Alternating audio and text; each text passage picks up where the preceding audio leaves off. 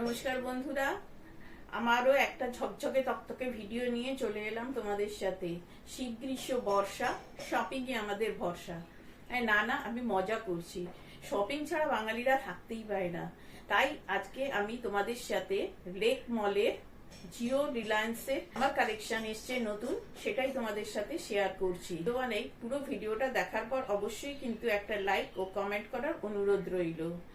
আর এখানে আমি জিনিসের কোয়ালিটির সাথে এবং জিনিসের সাথে তার দামগুলো বলে দেওয়ার চেষ্টা করব।